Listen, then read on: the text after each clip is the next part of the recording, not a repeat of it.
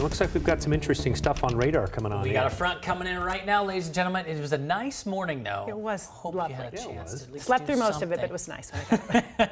Well, we had temperatures top out mid to upper 50s across the area, and now we're going to see all that change. If you take a look at the front, already starting to work its way across Puget Sound. Heaviest batch of showers has been split apart right now. A lot of that along the northwest interior, more of that also out west of Olympia. As you can see, Grays Harbor County specifically, your area north and south getting hit pretty good with steady, moderate to heavy rainfall. And then now we're just starting to get a little activity around the Seattle region. So zooming in a little closer, including you folks up in the San Juans, you've got some rain in your neck of the woods. Of course, this is just the initial front.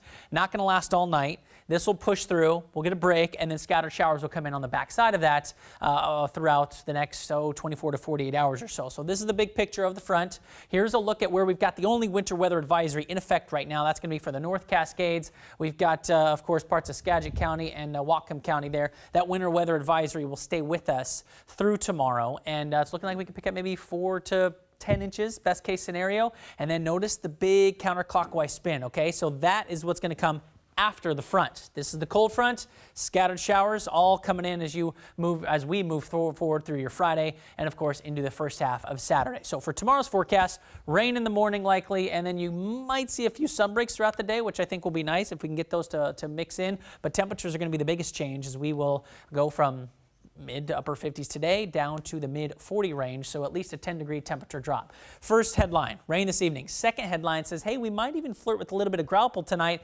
if we get that cold air to usher in behind it. Now, I looked at one of our high-resolution models, and this shows us some pinks trying to introduce itself around Puget Sound, which tells me we had it last weekend too, where we got a little bit of that grapple mixing in, that little ice that kind of pops up. So some of that might try to work its way in if we get the cold air here. If the cold air doesn't arrive on time, it'll just fall as rain. So I just want to let everybody know to look out for that throughout the evening. Tonight, again, not looking like it's going to be long-lived. Here's your 7-day forecast. 47 tomorrow, 46 on Saturday, and then on Sunday we should clear out and look at early next week, you guys. More sunshine.